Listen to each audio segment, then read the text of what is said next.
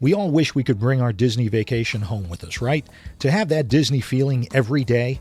Well, why not start your day the Disney way with a Disney blend from Joffrey's Coffee and Tea Company? With over 23 varieties to choose from the French bistro you find in your resort room to the Yachtsman's Steakhouse and Gico, of course, and now Joffrey's newest Disney blend, Le Cellier. Why not start your day with that Disney magic? Order yours today at Joffreys.com.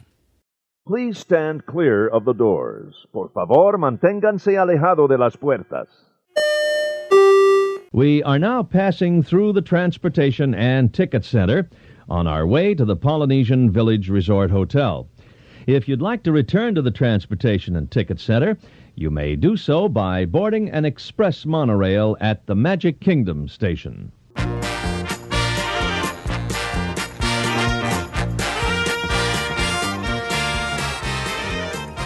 Hey everybody, thanks for joining us. I'm Tim Scott. I'm Bob Collar. This is ResortLoop.com, the gateway to the magic. This is episode 361. 361. I know. How you doing today, Tim? I'm doing well. No, you're not. You were angry, Tim, today. Hey, stop it. We were going to talk about that on air. You know things that make me angry, and I don't share them on the show.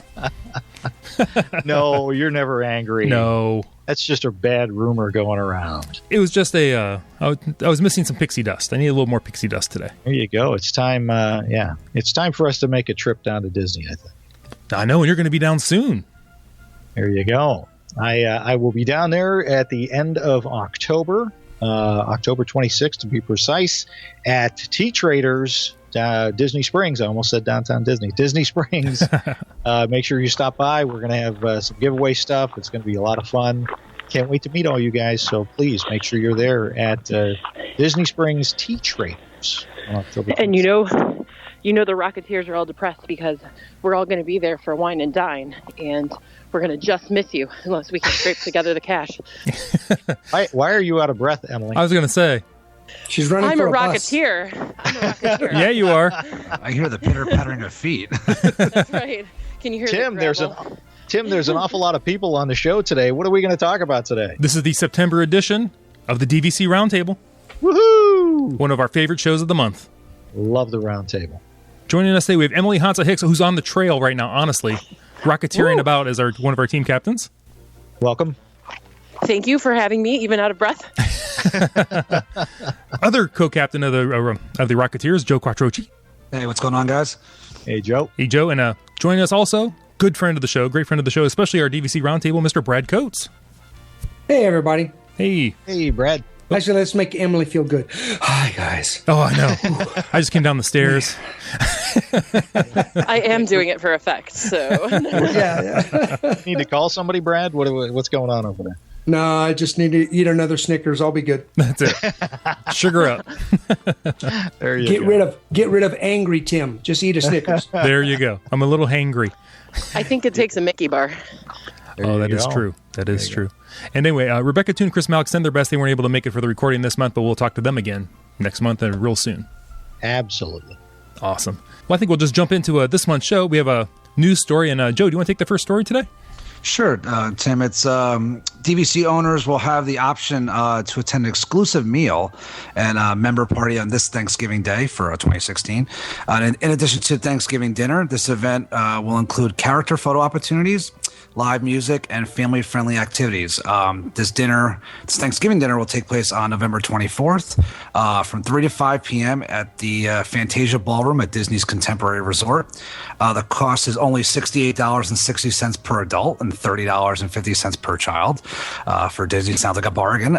Contacting DVC Member Services if you'd like to have more information about this or for reservations. Some of the items that are going to be featured at this Thanksgiving meal to Contemporary can include a burgundy braised beef with mushrooms and pearl onions, carved herb roasted turkey breast with traditional gravy and sweet potato mash, and with a marshmallow drizzle. This event is part of the DVC Membership Magic Program. As everybody's known, the DVC Member Services is trying to be doing things throughout the year to increase their thankfulness to all of the DVC members out there, even though you have to pay for this event. I guess they're calling it a membership magic. It's available only for those who have purchased their ownership after April 4th, before April 4th, 2016. So all those resale rules are in effect for this. So you're going to have to show your DVC card with a photo ID. And so on and so forth. Disney dining plan credits can't be used, and no other discounts can be applied as Tables in Wonderland or anything like that. Annual pass discounts or other DVC discounts don't apply to the purchase of these tickets. So, unfortunately, it's only for the members that are grandfathered into the older rules for DVC membership perks. But if you're around on November 24th and you're looking for something different, make your reservations to head over to the Contemporary at the Fantasia Ballroom for a little Thanksgiving meal with your fellow DVCers. Let me ask you guys something, because you guys have been doing this for a little while now. Are these all kind of like new things ever since they made that announcement that they're not going to allow resale purchasers in the resale marketplace to participate in certain things? Do you think that have they stepped up the special programs for the DVC purchases through Disney? Have they stepped? I guess my question is, have they stepped it up, or has it always been like this, where they have had all of these things? So I would say the volume, and that kind of brings me to what I was going to tell you all about. The volume has definitely increased, and there are a lot more than we even noticed, because when I was looking at our November trip, I went on to the events calendar on the DVC page, and I saw that there was bass fishing tournaments that were supposedly members only. And then there was also, I forget what else, there was a fireworks cruise that's supposed to be members only, all during the week that I'm going to be there. There were special tastings at other times. So there's a lot of things I think they put on the calendar ostensibly for the 25th anniversary. But I don't know if they'll keep them. I'm guessing they're going to keep them, or I'm guessing they're going to sort of phase out some of them depending on popularity. But it's really difficult because DVC members make arrangements so far in advance that when they start springing events like this on us, people like Joe are the only ones who can go. Right. Yeah. So I was. Yeah, and go ahead. I was going to say, and really the things kind of started popping up before they did the last level of the resale points. So most likely they did it to celebrate the 25th. More likely, but we're all crossing our fingers that it'll stick around. Sure. And as somebody who has participated and we'll agree. get into this later with the DVC member event at Animal Kingdom, if you are eligible to do it, it is kind of cool. And I will go into this later in the show. Just these events, like this was my first time participating in something that was a DVC only event. And even though this one that we just talked about, the Contemporary, you have to pay for it, they might do some special things. There might be some characters and so on and so forth. So, I mean, I like it. I think it's cool. I hope that after the 25th anniversary, ends, I hope that they still kind of do this, because it does. Some of them are pretty cool, and it makes you feel a little bit special to be a DVC member. Sure. Yeah. I know I'm actually tempted by the bass fishing. So Are you? that sounds like so much fun. The only thing is I'm not a catch and release person. I'm a eat what you catch person. Oh my. So I'm not sure if I want to catch things and then just throw them back. It'll just make me hungry. Then you'll be hangry. Exactly. There you go. I was going to say, Exactly. Take some Snickers with you. You'll be fine. put them on a hook. I think. I was going to say the $68 for an adult seems kind of high, but you figure you're at Disney World actually on Thanksgiving. So what do you think about the price? Yeah, point? I did the Thanksgiving at Disneyland at the Disneyland Hotel, and it was like $85, and that was like 2 years ago. So actually, the $68's not bad, because it's all those big events where they have all the characters, and if they're doing this like they do that Disneyland Ballroom, it's big, it's huge. Well, I tell you what, that's it's a decent deal when you're talking about them saying parties are limited to member and up to 5 guests. So, Joe and his wife can certainly invite me and you, Tim. And Absolutely. I'm just saying. We're gonna have a whole corner of the ballroom, and it sounds like it's all you can eat. So I'm not eating for a day and a half if I'm going to this. There you go. We tried that for the Hoop-Dee-Doo review once, and it didn't work out. We were so hungry at like 3 o'clock that we ended up eating like big bowls of soup. It was terrible. It ruined our appetite. Oh no. Well, they had me at the Burgundy braised beef. Oh, nice. All right. So story number 2, Brad, why don't you tell us what the other story is? All right. Well, there has been an ongoing problem over at the Polynesian villas and bungalows, which I'm sure Joe could fill us in because I know he stayed there at least 3 or 4 times so far, right, Joe? I more loitered there last week when I was on vacation. I would stay there, but I was loitering around. But they had one of the issues. They've had 2 or 3 issues with those bungalows, but one of them has been an air conditioning problem, specifically in the master bedroom area. The ventilation isn't correct there, and so it get really hot in the bedrooms. And so they have temporarily modified those bungalows. There's a door that leads out onto the back deck from the master bedroom. They've closed that door off to create a temporary opening for a separate air conditioning unit to air condition that back room. So, of course, these folks are paying big money to experience this, and so to help compensate for their inconvenience, the bungalow guests are going to receive free daily housekeeping until the issues can be permanently repaired. When I read the story, I went ahead and went online because my biggest concern was, whoa, you're going to have to give me a lot more than that if I don't have access to my pool that's out on my special private deck and stuff, you know what I mean? Exactly. Right, but there's actually multiple doors to that back deck, not just the door from the bedroom. Okay. I'm wondering how loud those air conditioning units will be. Will they drown out the... will they drown out the boat horns? Because actually, exactly. That might be a good addition. I don't know. Yeah. Instead of calling them air conditioners, they can call them white noise machines. There you go. I was going to say they were enhancements. Yes, enhancements. So is this a value? Do you guys see the free daily housekeeping as a fair compensation for this? It depends on how many complimentary toiletries they leave, I think. Yeah, exactly. I think for me, my biggest concern is how many people are honestly staying multiple days in these bungalows. I mean, really. Right. I would think most people are doing, the old, well, we want to stay there so we can say we did it kind of, 2-3 days. I could be wrong, but so I'm not sure it would be that big of a deal unless you were staying, 3, 4, 5 days. I also think that a lot of DVCers, and I really don't think we're lying when we say we don't want daily housekeeping, because I know that we actually don't like people in the room that much. Like, we're okay with our own mess and cleaning up every day, and they're not really going to be able to do anything about our true messes, which are clothes and toys everywhere. And as somebody who just did a split stay, I wasn't eligible for housekeeping. I did 3 days at Bay Lake Tower and 4 days at the Boardwalk Villas. And the Boardwalk Villas, we did get rubbish and extra towels. But my wife and I, it was just the 2 of us, and we didn't miss it. Now, if you have a family, it might be a different story. But we just kind of kept an eye on how many towels we had. We kind of just sort of half made the bed, just pulled the sheets up, whatever, and we were fine. I mean, so it's a nice gesture on DVC. At least they're trying to do something. They're showing that, hey, we're acknowledging our mistake. We're acknowledging our units are faulty. I don't know if it's really necessary or not. I just hope that whoever is doing the construction over at Copper Creek or whatever it's called over at Wilderness Lodge, they take note of this issue because it's essentially the same design over the water. Right. Because those units are like almost brand new. It's crazy. But didn't Bay Lake Tower have?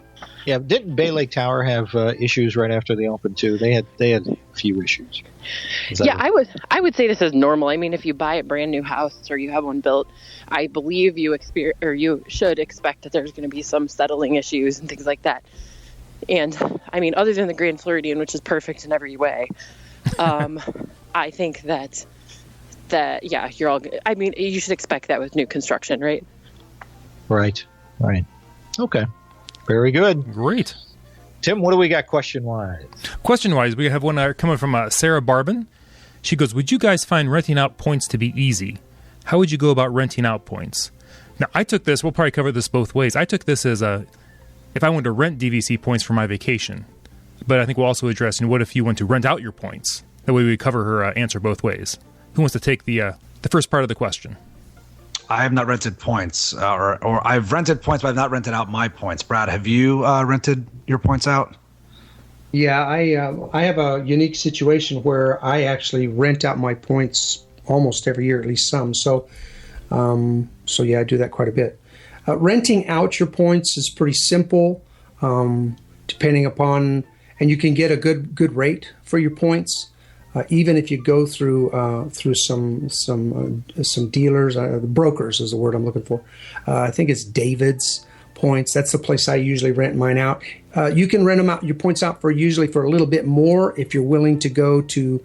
There's several different discussion groups and forums, like one on the DIS site. I believe there's a separate forum for that. But, whenever you start doing that kind of stuff and you're renting directly to people and you don't have that middle person helping to navigate this thing, it always makes me a little bit nervous. So I even though I could rent my points for a little bit more, I don't do that. I just find the broker, and it's simple. I email them. I tell them I've got 120 points available for Saratoga coming. They're available now, and then what they'll do is they'll send me flash emails that'll basically say, I found a client. They're looking for 96 points. If you're interested, email back. And you got to jump on it real quick. But if you email them back and you got there first, then they just start the ball rolling. They pay, whatever they're going to charge per point. They pay you up front 60%. As soon as the client signs their contract, you get 60%. And then the other 40 you get when they actually arrive at their vacation. Oh, okay. That's interesting. Seems like it's probably maybe worth it just to not have the anxiety of hoping everything will go okay. Yeah, that's the thing. And there are tricky things anytime with both directions when you're dealing with rented points. Only the person who owns the points can add dining, can add the dining plan, can make changes in the room, can change names, add names. Only the person who owns the points. So you still have to negotiate. Sometimes the people will then want to add on dining, or they'll want to add a person, or grandma's not coming now, and then we need to make a change. And so it's nice having that broker there that'll just basically let you know and walk you through whatever you need to get done. And I know we have rented points for my sister-in-law and mother-in-law for marathon weekend this year over at Saratoga Springs, and we used a broker site as renting points. And when we got all the information from the broker, we actually see the DVC owner's name on it. So it shows their name, that it's their reservation, but it has my sister-in-law and mother-in-law's names as guests on it. So as Brad says, like, that owner is kind of like, it's their reservation, essentially. You're just using it. So yeah, I actually found that kind of interesting. I was like, oh, this is the owner's name who actually I'm renting the points from. So I thought it was kind of interesting. Yeah. Very good. And we can't stress enough, make sure you go through a reputable broker when you're doing that. So on both sides. You don't want to as an owner lose your points or have something happen, and as a renter you don't want to get your money taken away. It's a great thing to be able to do, but there are lots of horror stories out there. A lot of great successes, but there's some horror stories of people that thought they had it all lined out with somebody privately, or thought that was a broker and it really wasn't. Right. You got to be careful. Do your homework. There are some really nerdy ways to get a little bit of extra assurance. So if anybody cares for those, I'll just lay them on you. But you can, when you get your contract with the person, first of all, you should always have a contract, even if you're just doing it sort of freelance. Make sure you pull up some kind of contract and get something in writing. Second of all, you can look up in the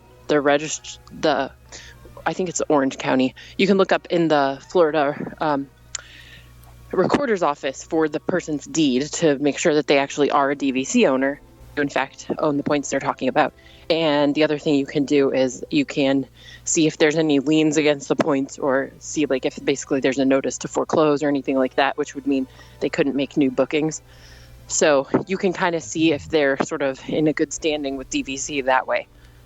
It's not fail-safe, but that's a good way to sort of at least know that you're dealing with a person who has access to those points, because some of the horror stories are like people that have no access to DVC and they are claiming to make bookings, and they make fake bookings, and they never even owned DVC or had points to rent in the first place. Yeah, good points. That's a great tip.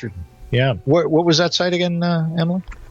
So I think it's Orange County, if I remember correctly, and it's the recorder's office, or the Office of Fiscal fiscal services or the equivalent, basically wherever they keep their land records, which I would pull up for you right now, but I can't. So. Oh, no problem. And you can also, I think you can get tax records too on the auditor's site. There you go. All right. Look into that. Do a little bit of research and protect yourselves. That's good. Absolutely. Awesome. All right, we have another question here. It's an email from Mike. He goes, how does one arrange to have their room serviced every day? He goes, he knows you have to pay more, but he doesn't know how to make the arrangement. He's a brand new DVC member, but he'll be traveling with DVC renters in February, and they are considering daily service if possible. Thank you so much. Well, I think the one thing you can do is just book a bungalow at the Polynesian. And he'll be all covered. It's a shortcut. There you go. I would say call And member it's free. services. Right. I would say call member services because that's really the only place, that's the starting place I would know to go to. That's where I would go to for pretty much anything. I think, has anybody ever booked a dining package? Yes. No. I have, but for clients, for people that I've sold my points to. So when you do that, do you call member services? Yeah, you have to call member services. Yeah, all of that stuff, you really just got to call member services. It's easy, but that's how you do it. You just got to call them. And if it fails safe, you just go to the front desk, go to the concierge at the resort and be like, hey, I like to have daily maid service, and they'll take care of it for you there. I mean, if you don't want to do it ahead of time, you can always do it at the resort. But yeah, always start with member services. I mean, it's like your first stop for everything. Call member services.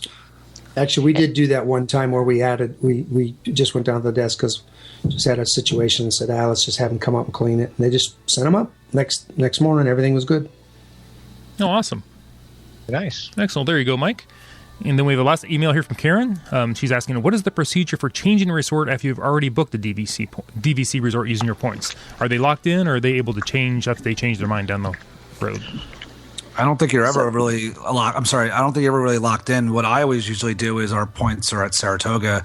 So if I know I want to, like I just came back from Disney like last week, I'll book my resort 11 months out at Saratoga, and then I'll wait for my 7th month window to wait list at another resort. So if that's what she is referring to, like technically I've already booked Saratoga, and then when my wait list comes through, I'll cancel my Saratoga reservation and have my new resort like Bay Lake Tower or Boardwalk. So you are locked in, but then you can unlock yourself and you can cancel up to a certain amount of time beforehand. I would agree. Right now I have we have things booked for marathon weekend, but we also have things waitlisted. Yeah, and we've switched before when we didn't have it waitlisted, but just doing it just call guest services. Just keep in mind though, they do technically have to cancel the one reservation to book the other one. But if you're doing it with guest services, they'll do it all right there. They'll check and make sure there's availability. Once they check it, they've basically locked it in for about 15 minutes. They'll cancel the other and just switch the points over. So it's real easy. And you can actually, that reminds me, Brett, that's exactly what you can do on your own. What you can do is you pull up 2 windows. This is how I do it. You pull up 2 windows and you get ready to cancel. You have the reservation locked in on the one. So it's like pending your final input to confirm that one. And then you cancel out the second one. And then you are able to either refresh or just go ahead continuing with that booking. And then your points are available again for the new reservation.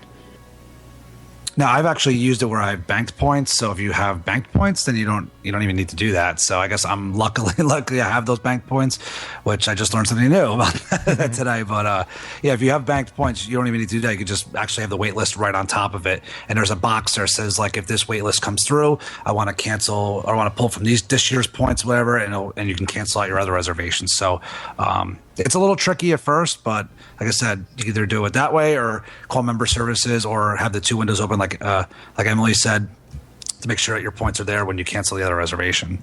One question, though, Emily, doing it the way you mentioned, do you have to have enough points already available for the second reservation while you have it brought up, or that's let you bring it up? That's what you do if you don't have enough points to cover both. Okay. So that's why you have to cancel the first one while you hold the other one open. So it's exactly what guest service is doing, honestly, because if basically the one screen locks in your reservation and like for 20 minutes or 15 minutes, like you said, and so you cancel out your other points. All right. Well, there you go. I hope that answered the Karen's question. Exactly. And it all goes back to, if you're going to call guest services, just be nice. be nice. They're willing to help you out when you're really nice to them too. Yep, So absolutely, it's always the best way to go about that. So, Tim, what's that? When you're a newbie, the best way to do it is by talking to a really friendly guest services person, because they sometimes can work magic with which points are being used. Right. Everybody wants to help the nice guy. Always refer to guest services if you ever have a question about anything, whether you're DVC or just staying in a regular room. And like Joe said, go to concierge if you ever have any issues. They'll help you out, even if you're not staying in a concierge level room. Correct. They can point you in the right direction. That's their job. So the last thing we want is for them to put a bunch of kiosks up, and all we're dealing with is a bunch of computer screens. So an app. use those people. Yeah. We don't need another app. No, we don't. No, we don't. And the last thing, just want to make sure that we stress here is that, like, if you are not 100% sure of what you're doing, don't cancel anything. Call up member services, because once you cancel it, if you're doing this online, and once you cancel that reservation, there's somebody waitlisted behind you that computer is going to pop their reservation into your spot. So it's not like something where you can call up and be like, oh, hey, I just canceled by accident. Can you put me back in? They'll be like, I'm sorry, that room is gone. They'll act like it never was even there. So just make sure you're 100% sure what you're doing before you go ahead and cancel anything. If you're not sure, if you don't have the points to back it up, just call member service, be like, this is what I like to do. Is there anything available? And go from there. Because once you cancel that, there's probably hundreds of people that are waitlisted behind you for that room. I totally agree. Right. So, Tim, who's going to be our spotlight today? What's our spotlight resort going to be about today? Well, it's going to be a little bit about a boardwalk, but we're also going to talk about a special event. Joe Quattrochi was lucky enough to attend an event, and he's going to share with us his thoughts. Joe, what did you go to? What did you attend? Well, I did attend, as I spoke on a couple shows ago, was the DVC 25th anniversary. It's the nighttime safari spectacular. I think that's what it was called. And it's running from, let's see, there's a couple different dates here, September 6th, 13th, 22nd, and 27th of this year. And this is the event that I said a couple shows ago where my wife called up, and we called, and we finally got a spot. And this was our last night down in Disney after 8 days. It was believe it or not, it was the only day it rained on us. and it really rained. It poured. But eventually, essentially how the event worked was we got an email a few days before, and it says, hey, just remember, the event's coming up, and these are the steps to check into it. So if you were staying at a DVC resort, you could check in the lobby downstairs. And what you would receive is a wristband and fast passes for the safari and a guide map. And the guide map essentially, it was a special map printed for this event, and it showed what attractions were open. It showed where the free snacks and food was. It showed the locations of the special characters that were out that night. It also showed where they had the DVC executives believe it or not, were out. And also had spots where they had featured entertainment for the night.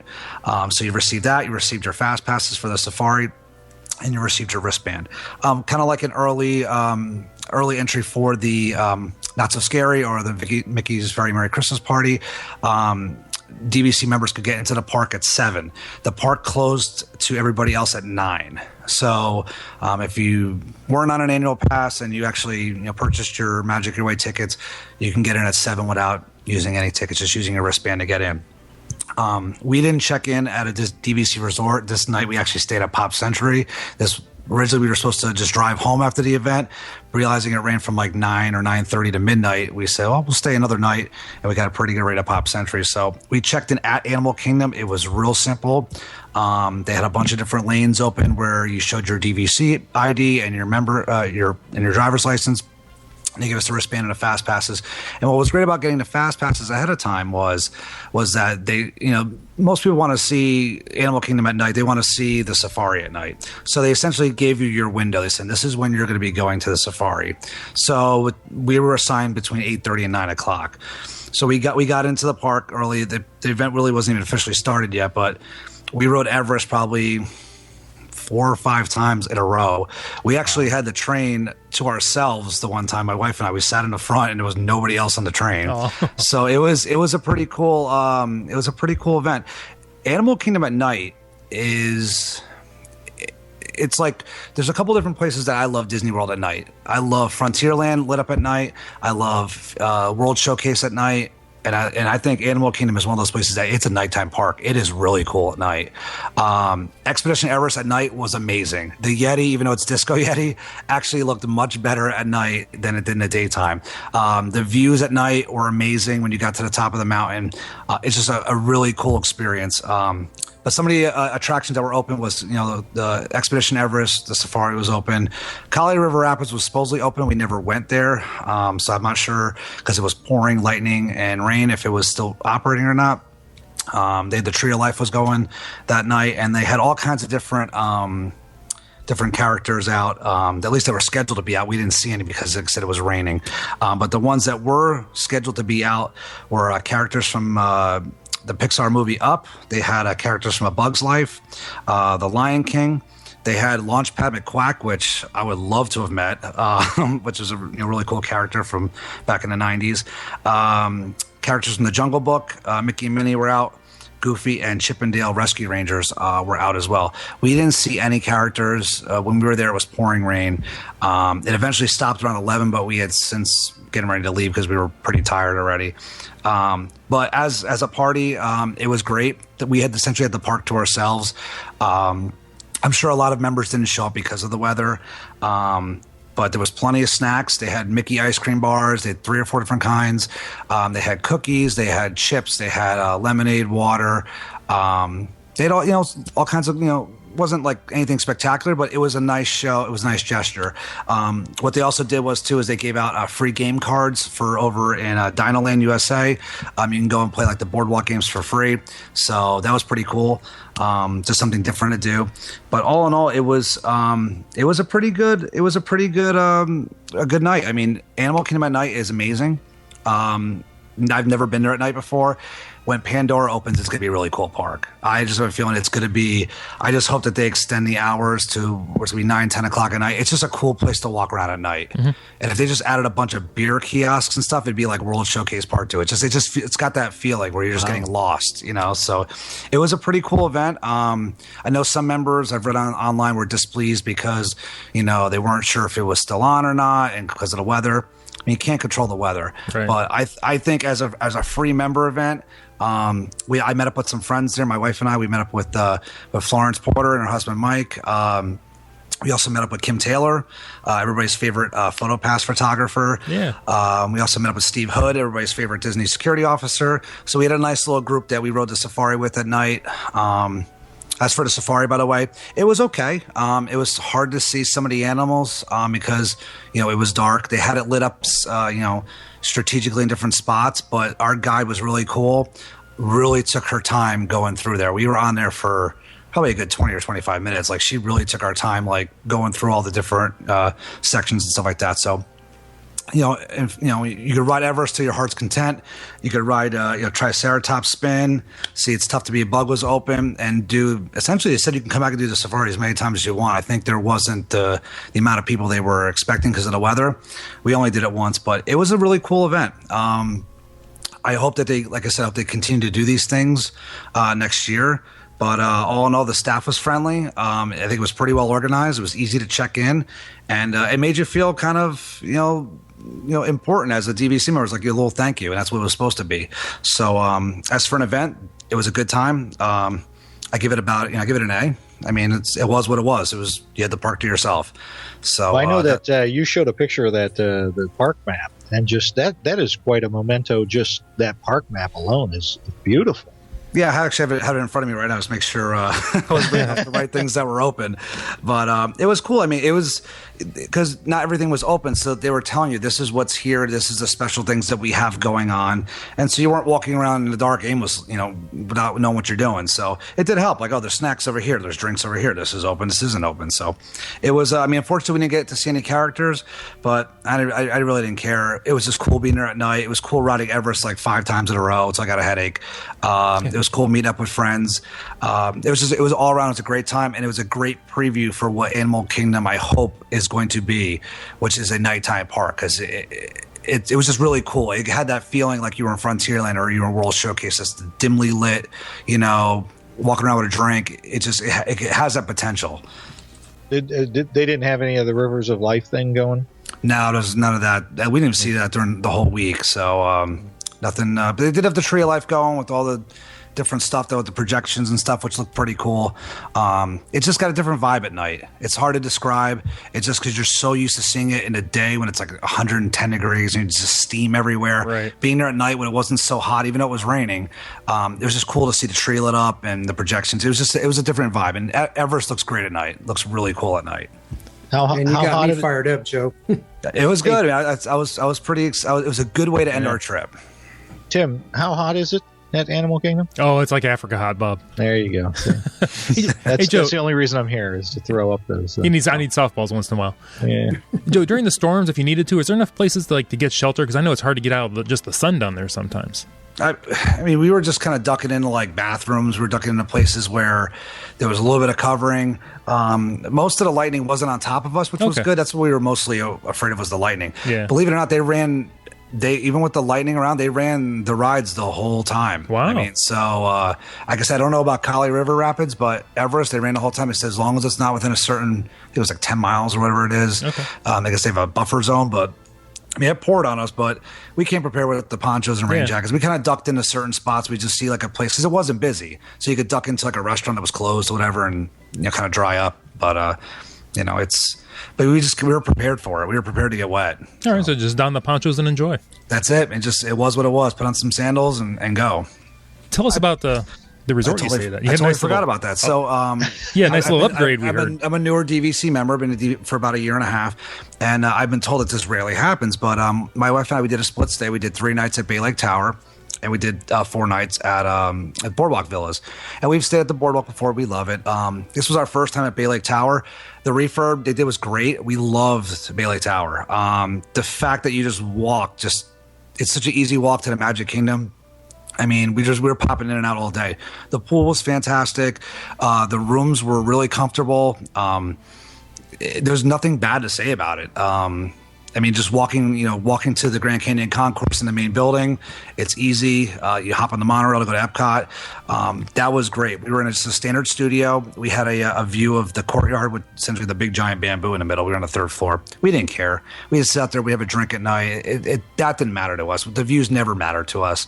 However, when we get to Boardwalk, we go to check in, and we had gotten notices before we had gone down to the world of saying, both resorts were being refurbished. They were doing some work to Bay Lake Tower and they were doing some work to Boardwalk.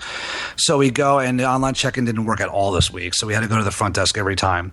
And the cast member at the front desk says, "Oh, I see you're checking into a standard studio." I said, "Yes, sir, I am." And he goes, "Well, I'm sorry to tell you, but your room isn't available." I said, "Okay." And this was 3:30, 4 o'clock. So we were like, "Oh, come on, it's around check-in time." He goes, "However, I do have a 1-bedroom preferred view for you." So we had gotten upgraded to a one-bedroom unit with a preferred view of the quiet pool and the river. So for us who always stay in studios, this was a great upgrade. And I've been told by the other DVC friends that upgrades don't usually tend to happen in the DVC. I might be wrong about that, but that's what my friends in the DVC world tell me, is you rarely get upgraded.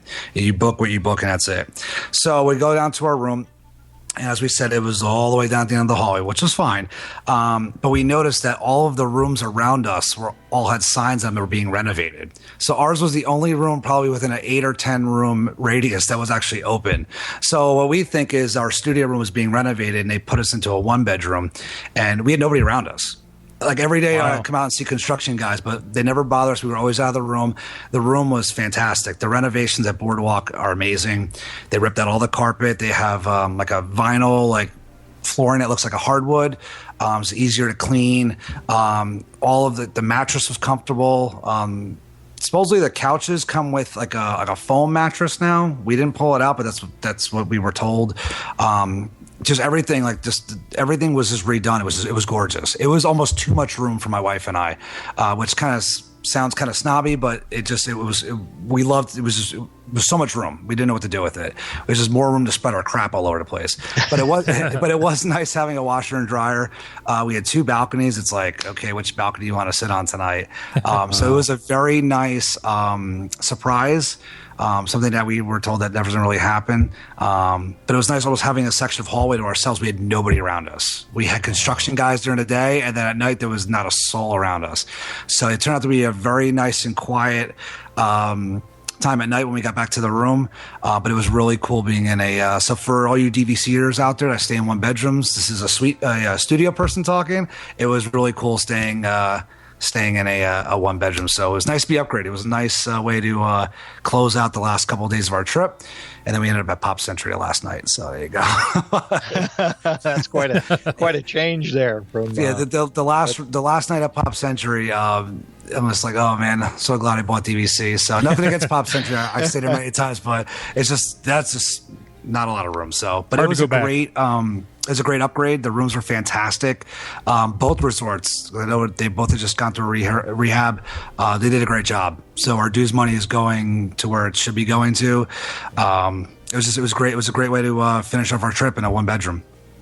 Now your balconies, did any of them, which way did they point? Did you get to see any fireworks, anything like that? So our balconies, we actually face the community hall where the DVD rentals are and the quiet pool.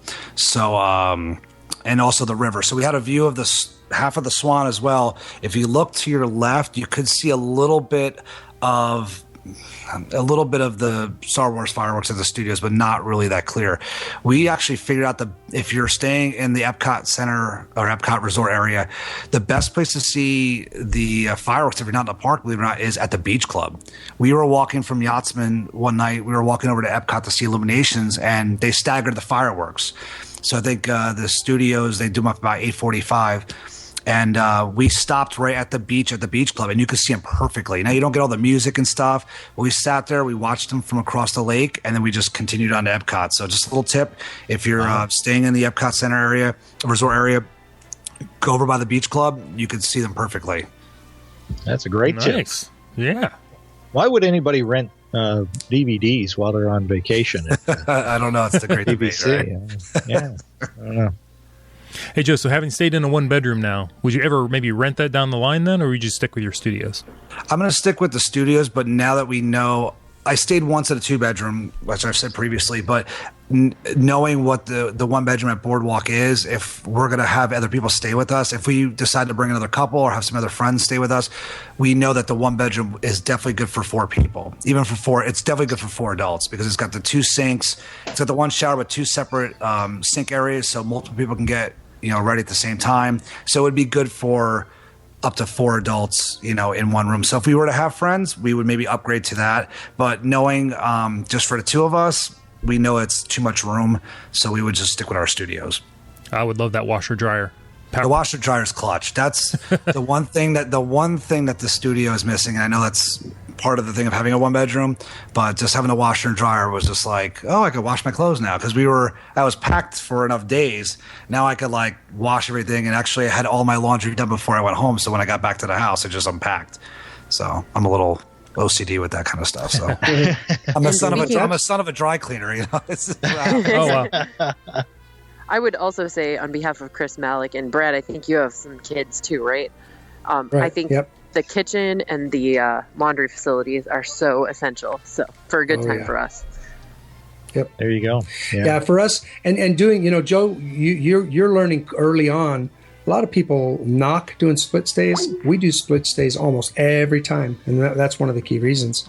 And what we'll do is we'll do a studio first, save points, but we make sure the second one we get a 1 bedroom or a 2 bedroom where we get the laundry and all of that, so we can get halfway through our trip we can start doing laundry and doing all that. So and what we've talked about on previous shows before is look at the points charts. We stayed Bay Lake Tower Tuesday, Wednesday, Thursday, which are weekday nights, and then which is it was 14 or 15 points, during the week. It's more during the weekends. Friday, Saturday, Sunday, and Monday we stayed at Boardwalk, which was a lesser points. So we got to experience both resorts, and we maximized our points. So it's a little bit of a pain in the butt where we didn't fully unpack at Bay Lake Tower, But you know what, though? We really didn't like it. It didn't really make a difference. I just kind of kept the suitcase open, was just kind of like pulling as I needed, and that was it. I mean, it wasn't a big deal for us, but it's just my wife and myself. If you have kids, it might be a little bit more difficult if you've got like strollers or ECVs or whatever. But if you're able to do it and you can move your luggage, easily.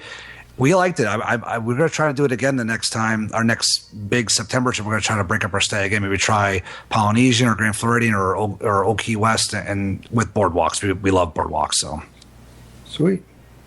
Very nice. Love it. Very nice. Well, you guys are, once again, fantastic. Great information for all of those questions and our DVC listeners. That is all I've got for these wonderful folks today. Oh, everybody, thank you so much for joining us tonight for another great DVC Roundtable. Emily? Sure. Emily? Fun as always. Thank you so much for having us. Where can we find you, Emily? You can find me right here on the Resort Loop Roundtable at Resort Loop Rocketeers on Facebook, and just running around any neighborhood, especially around Bob and Tim's neighborhoods. So, especially at night when I can look in their windows. And then in November, please join the Resort Loop Rocketeers Facebook page if you're interested in joining Joe and I. But I think a lot of us are going to be down there for Wine and Dine for the challenge. So we would love to meet you guys. So please consider it. Nice. And we have a little bit of swag. I don't know if you know this. You can pass out when you're down there. So That's right. Ooh, I know. Coming your way. Exciting. love swag. Joe, where can people find you at? Sure, I'm on Twitter at JoeQuat, Instagram as well as at JoeQuat. You can also email us, Emily and myself, at runningteam@ResortLoop.com. I know for Wine and Dine, I know Emily's been working on hopefully putting together a meet and greet with everybody before one of the races, and then hopefully again in January we'll be having one as well. More details to come. But yeah, on social at JoeQuat, Twitter and Instagram. Send me a request. Awesome. Thanks, Joe. Hey, Brad, how about you? Well, I'm glad to say that I get to hang out at ResortLoop.com on the podcasts a little bit. Yeah. And starting to get active on the blog boards there at Resort Loop. Also, I'm active on the DizDads boards for all you men who love to talk Disney and bacon. Come on by and see us involved in their podcasts, and also Twitter, Papa Mouse 1. Oh, he had me at bacon. He did. I'm a sucker. I'm a sucker. Oh, everybody, thanks for joining us for this DVC Roundtable. Join us again next time. I'm Tim Scott. You can find me all over social media and the website, ResortLoop.com. I'm Resort Loop Bob on the Twitter, Instagram. Don't forget, like us on Facebook, rate us on iTunes, listen on iHeartRadio, and what else should people do? Tim? Please go out there with your friends. And we know you've been sharing us a lot recently because we have a lot of Twitter and Facebook friends. Especially this past week has been phenomenal. But please share the gateway to the magic. See you, everybody.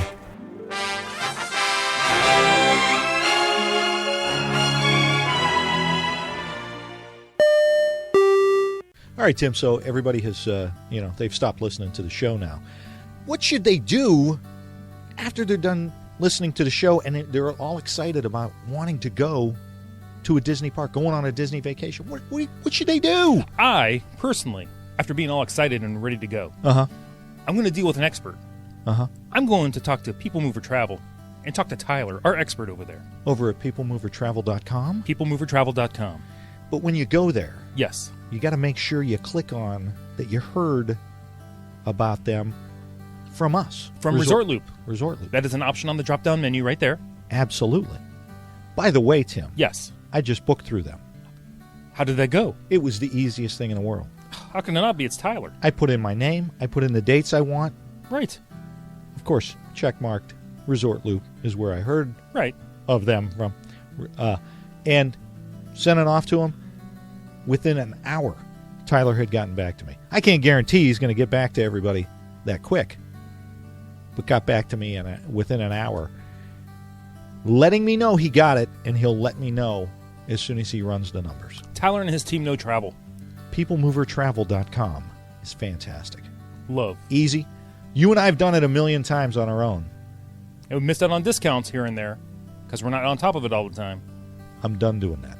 Why would we have to do it? Tyler, People Mover Travel, will do it for you.